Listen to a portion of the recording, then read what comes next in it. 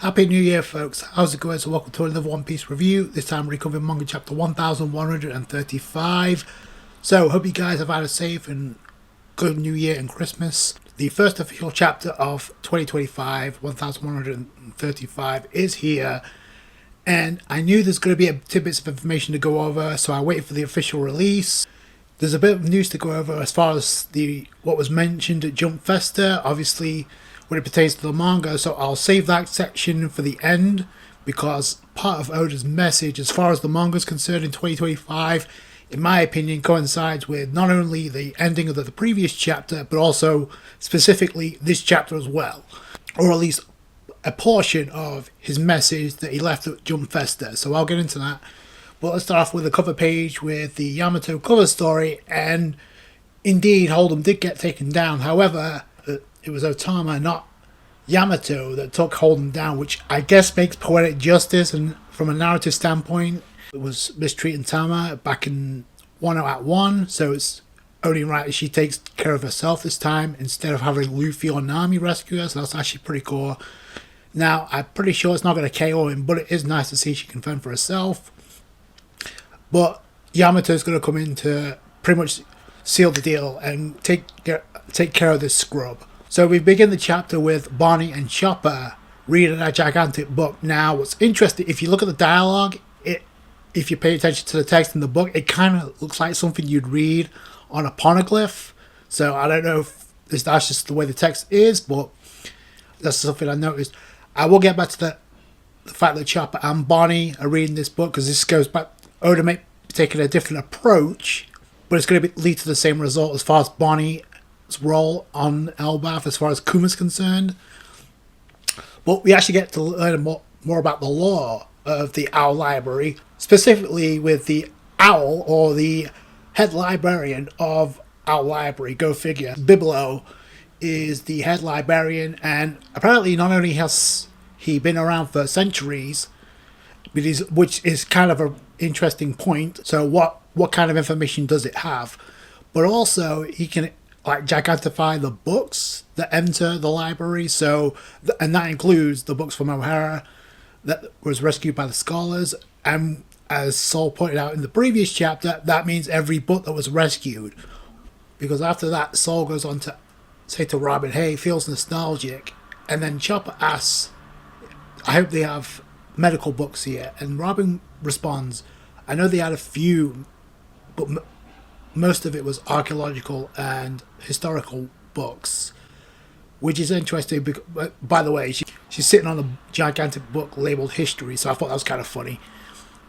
But the fact that Chopper's in the library alongside Lilf and Bonnie, and we know what was said in the previous chapter about Lilf's plan to bring back Stella and hopefully get Kuma's back to normal again. So Chopper also in the library alongside Bonnie and Lilf is not a coincidence. Now, initially I thought that'd be Frankie's role, considering Vegapunk is Frankie's role model, but with Chopper, yeah, it makes perfect sense. It could be a group effort and to get Kuma back to normal again, but yeah, I just found it interesting there's Chopper in this place instead of Frankie. Frankie has his own deal going on. But yeah, it's kind of cool with Robin back in the library looking at the books of O'Hara that was rescued. So that will be a plot point, I'm sure, as we go forward. But the fact that all the books from O'Hara was rescued according to Sol, and one of them we know was written by Louis Anot, the explorer, that obviously we need to find out what's going on with that. It's the second time that name was mentioned in the series, so especially on Elbaph. Before that, it was Little Garden. We saw the book rescued with a bunch of books in O'Hara, so that has to play a role at some point.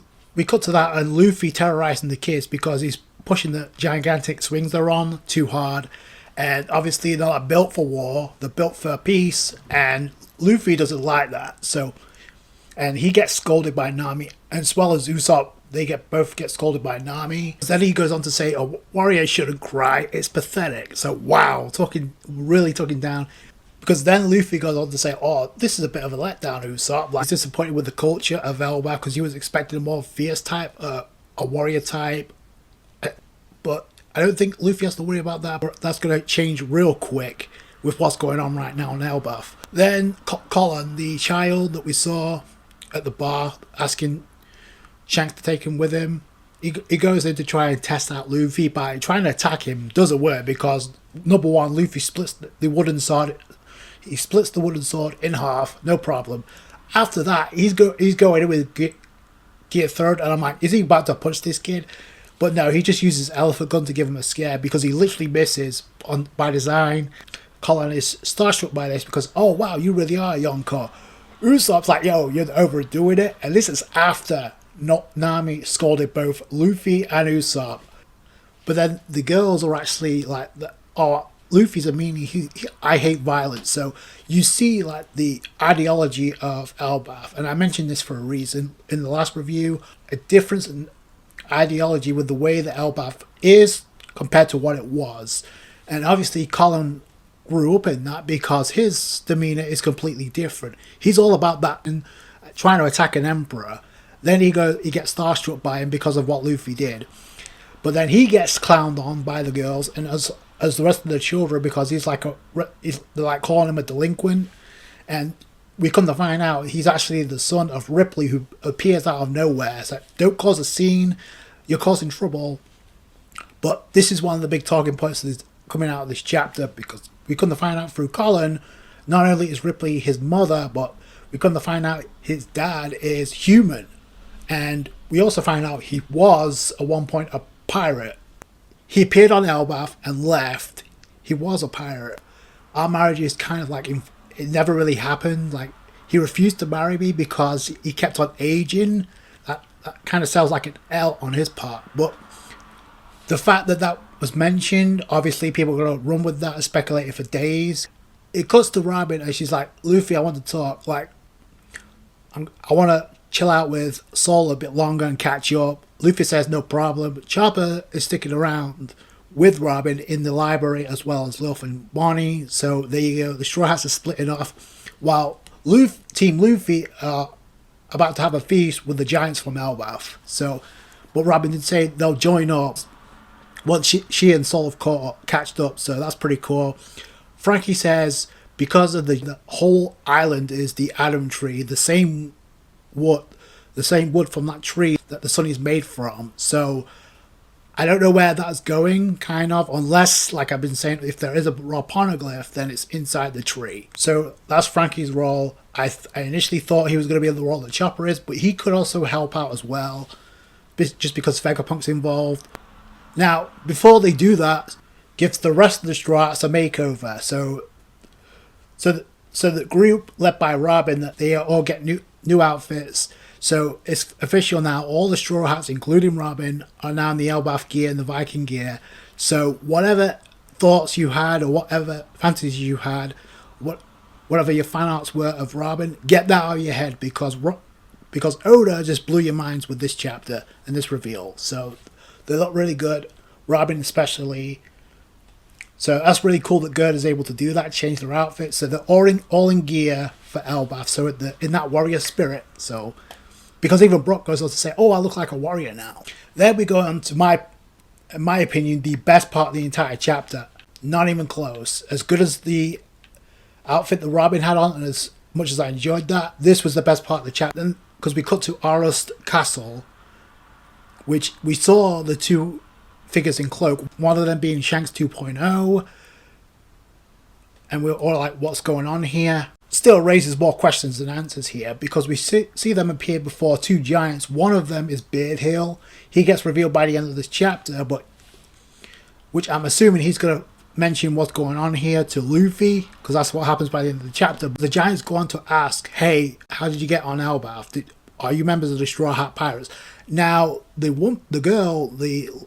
lady who's in cloak, we don't really have a name or identity yet, but she reacts kind of interesting, and then she responds. But I thought that was kind of interesting that she was the one who responded and not the Shanks 2.0 clone.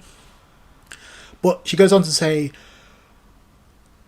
we're here for Loki. So right there, two plot points immediately come to mind. One, they know the Straw Hats are here. If they are affiliated with the Holy Knights, they just found out the Straw Hats are here. Number two, they're here for Loki, which doesn't go well. He as well. Obviously, the two giants including Beard Hill, are not going to spill the beans, because obviously if they want to set him free, that's a big no-no. But the woman responds like, "Oh, so you won't tell me?" After that, she goes on the attack and not only brings Beard Hill to his knees with this attack. Now, I don't know what she used, maybe bandages, I don't know. But she took down Beard Hill. She doesn't kill him, because we've come to find out he's not dead by the end of this chapter, at least not yet.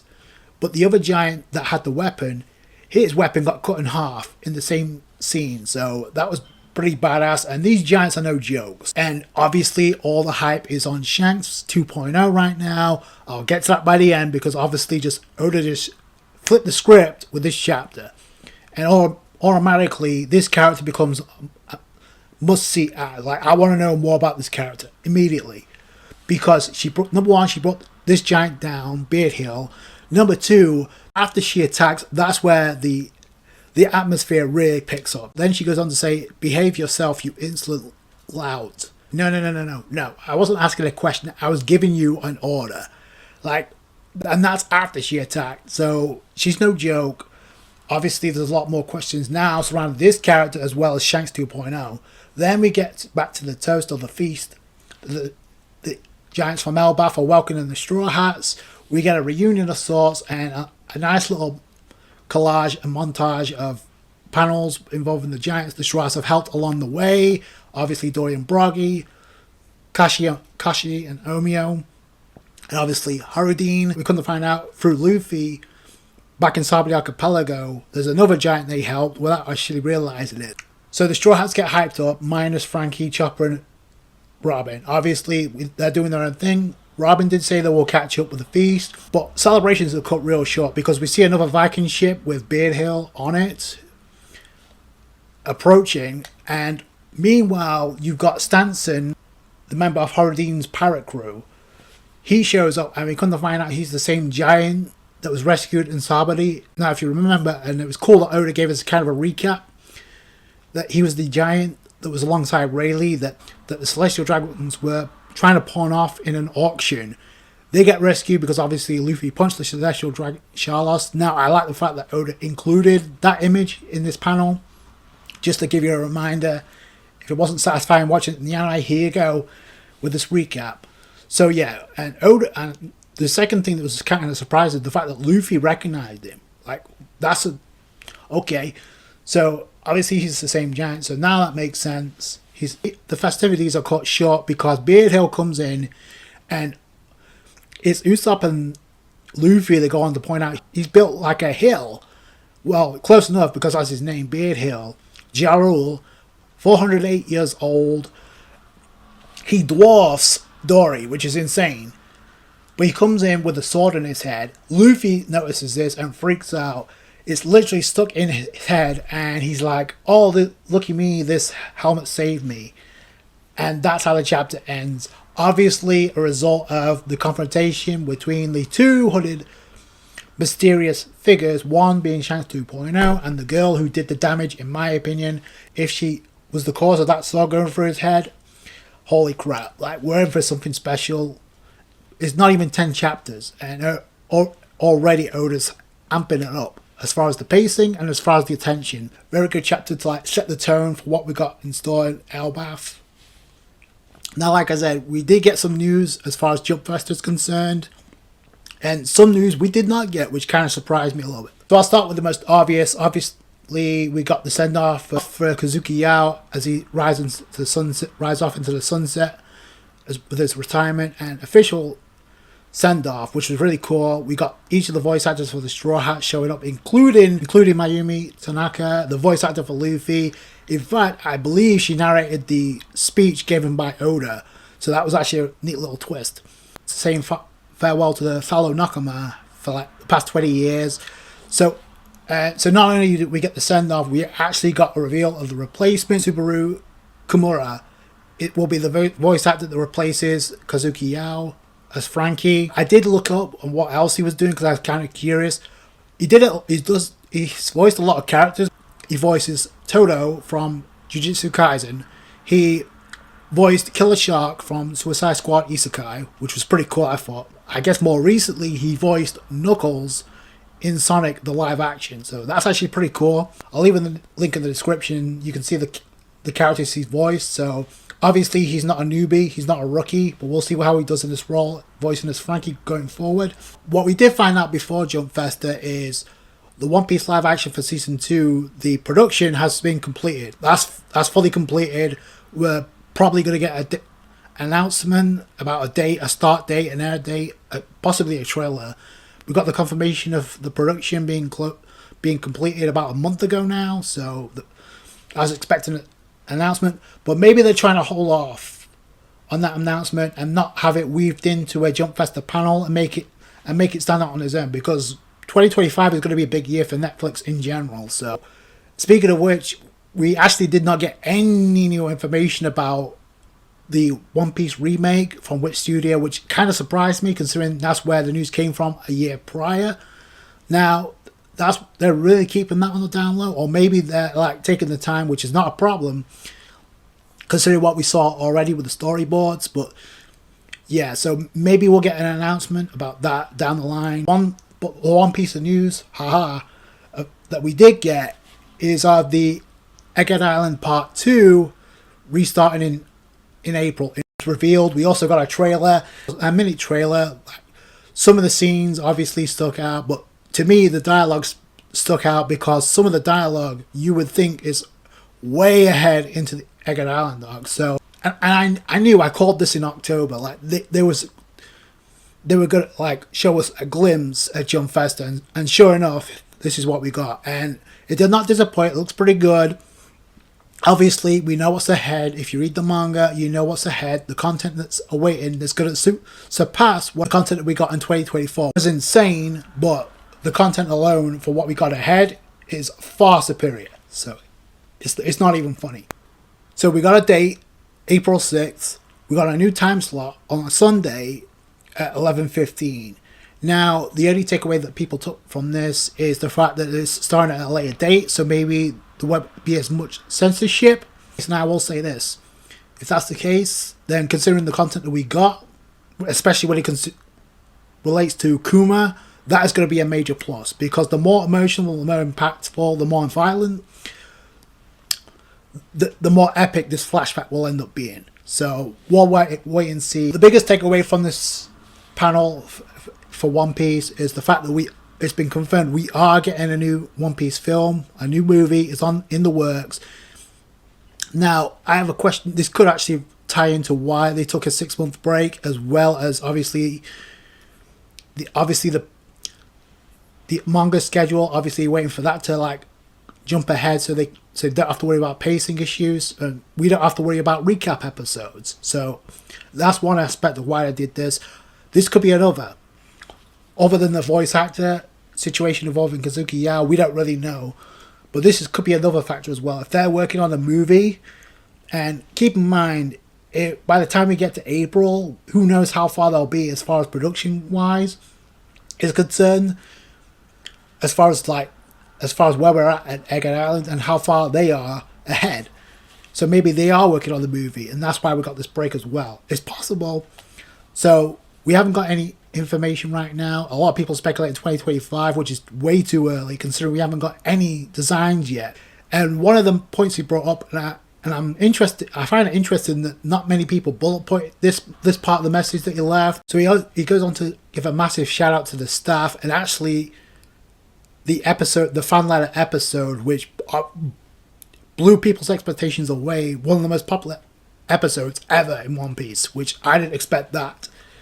And the fact that it was an adaptation for the Straw Hats novels, and the fact that they did a perfect adaptation for the 25th year anniversary of the anime, I think they handled that pretty well, don't you? So Oda gave them a shout out for that. Then he goes on to say, been asked this question, why he's focusing so much on the live action series, and we know it's obviously a double-edged sword. I've said this before. It's a double-edged sword because obviously he's focusing on the live action.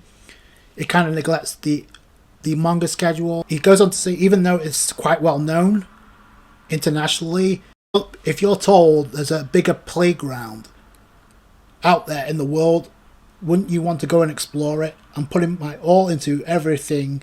So that includes the anime, the manga, the films, and the live action.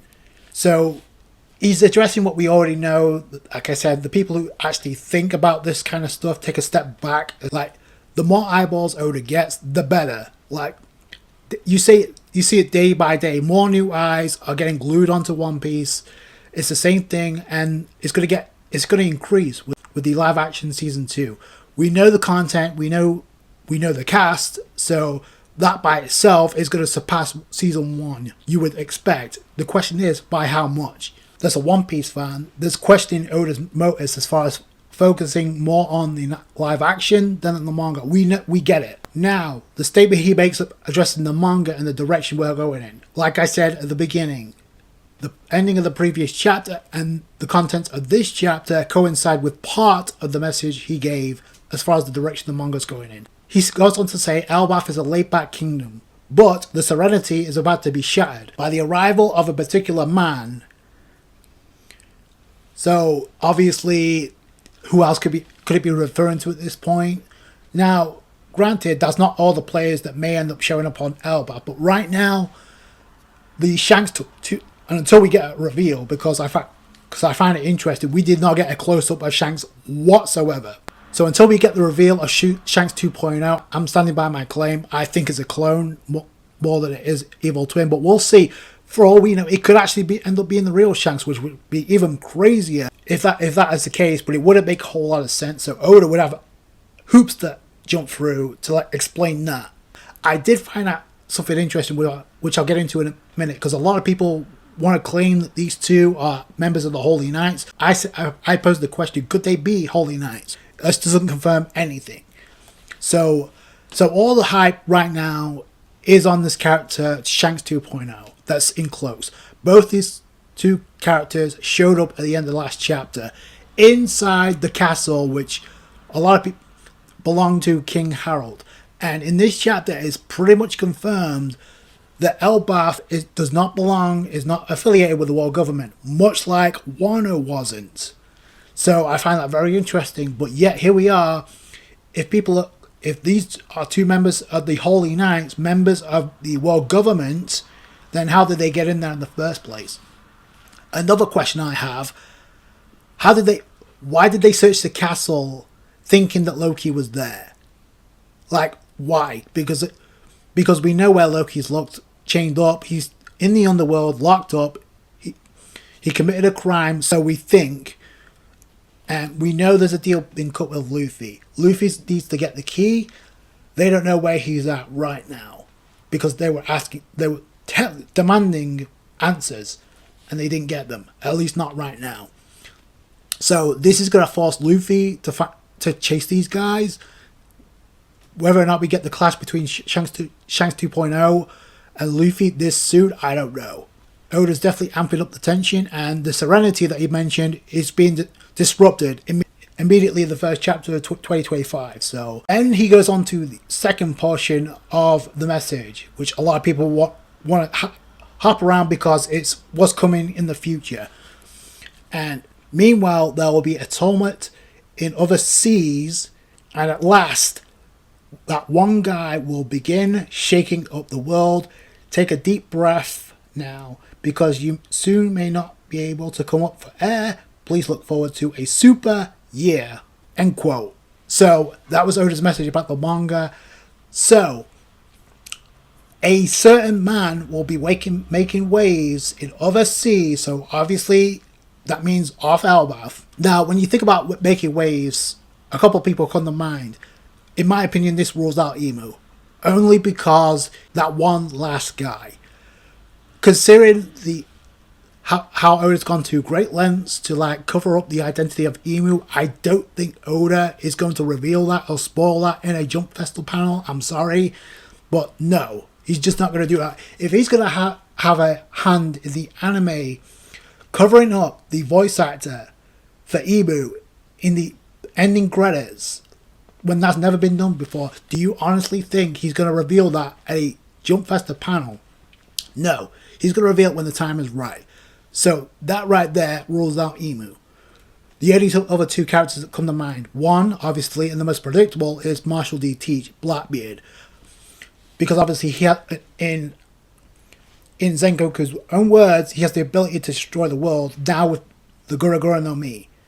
As also the Yami Yami no Mi. We know how broken he is, which, yes, he does have the ability to shake up the world, but the point is, and I ask, hasn't Teach already begun making waves, gun shaking up the world? I mean, for Christ's sake, he got a bounty increase off screen while we were on Wano. Like, what did he do to get that bounty increase if he wasn't shaking up the world already? That's number one. Number two, it's way too easy to predict Teach. It could involve Teach, the other person who I think this could be, and that is Monkey D. Dragon. The phrase in the comments that Oda used in this speech was very specific. He says, and at last, that one guy will begin shaking up the world. Like I said, hasn't Teach done that already? So who else is unknown who has the ability to shake up the world other than Monkey D. Dragon? We don't know. We don't even know what his Devil Fruit ability is right now. We don't even know what his Devil Fruit is. So it could be Monkey D. Dragon, or it could be somebody we're not even thinking about. And I'm only suggesting this because of what we got last year involving Joy Boy and the fact that he sealed his Conqueror's Haki in a rope and passed that to Ima to use to literally turn the tide of the war on Egged Island in Luffy's favor. Maybe something related to Roger. I don't know. I'm just throwing it out there because you never know with Oda. It's very easy to speculate and predict that it's going to be Teach that makes waves in the outside of Elbaph, but I can honestly see it being Monkey D. Dragon, but there could be a curveball involved, and it could be somebody we're not even thinking about. So let me know what you guys think down below about that. That's definitely something that I'm leaning towards, it being Monkey D. Dragon. Now, my final point is about, obviously, all the hype is on the Shanks 2.0, the In Cloak, and both these characters being possibly linked to the Holy Knights. We don't really know right now. A couple of things that run through my mind, and I actually went back and I watched not only episode 1117, but also chapter 1083. That chapter is where we first got the mention from Monkey D. Dragon about the Holy Knights. We got the silhouettes. One of those silhouettes in the middle that stood out because not only did it look like he was wearing a cape or a jacket like Shanks, he also had a sword that resembled Shanks. Fast forward to chapter 1121, when we got the epic panel of all the major players, as narrated by Vegapunk, of all the major players that are going to play a role in the final saga that's left. One of them was in silhouette, and he held a sword that resembled Shanks. Now, that alone doesn't mean that's the Shanks look-alike. And this alone does not mean these two are members of the Holy Knights. Because if the chapter aside, if you go back to that panel where they're first introduced in chapter 1083, go and watch the episode and compare the two. There's a specific change in the silhouettes. One of those silhouettes is not holding the sword. Now, it's kind of hard to tell in the chapter because of the speech bubble, but there's a character that looks very different than the character we see in the episode in the silhouette. But because if you look at that scene, it does look like that character is wearing a ponytail. And a lot of people want to point and maybe speculate that this character, the woman we see in cloak, that could be a Holy Knight, could be related to Nami, which there's not too much to go off, but I will say there are instances where Nami has worn a ponytail especially post time skip, so that alone doesn't prove anything. It may be reaching too much, but that is something I noticed. Like, obviously Oda had a change made in those silhouettes, because we clearly see somebody holding a sword in the chapter, and in the anime you barely see it unless you got x-ray vision that I don't. I'm not seeing a sword there, so there's obviously a change made. Now, this may not lead to anything, but that's just something I noticed when I went back and looked. So what do you guys think? Do you think these members are two members of the Holy Knights, or was there a change made? A lot, and understandably so, all the hype's going to be on Shanks 2.0 because obviously it's a clone, it's a lookalike of Shanks. We don't really know what's going on right now. I mean, this lookalike was a non-factor in this chapter. All this action came from the girl in cloak. In my mind, she's more must-see right now. And Oda deliberately, in my opinion, made it seem like all the focus is going to be on this one guy that looks like Shanks. Then in the background, we're overlooking something else. Like, because I immediately want to know more about this other character than I do Shanks 2.0. It's, like I said, a lot of people want to point this to being possibly a relative of Nami, considering we don't know next to nothing about Nami outside of her upbringing after being picked up from Bellemere. But before then, we don't really know anything about Nami. There is a possibility because, again, number one, anything is possible with Oda in the final saga, so you can't rule anything out. Number two, we just had a mini arc, if you will, of Nami getting most of the spotlight and focus and all the hype. So Oda did that for a reason. So I said it then, I'm going to say it now. There's a reason Oda did that. Maybe it's leading to something even bigger on Elbaph. Could this be it? I don't know, but it's possible. But like I said, there's certain bits that you really have to go back and look. I missed it at first, but if you go back and watch the scene, the silhouettes in the episode and in the chapter when they first got introduced are completely different. The human that obviously refused to marry Ripley, like I said, that's an L, but be that as it may, he was a former pirate and he was name dropped for a reason. Could it be Louis or not? Could it be the Explorer? I don't know. It's possible, but we'll have to wait and see. Let me know you guys down below. This is a great chapter to open up 2025. That's going to do it. Thank you guys so much for watching. Like this video if you did. Hit that thumbs up, I appreciate that. Subscribe to the channel for more One Piece, and I'll catch you guys on the next one. Thanks, guys. Bye.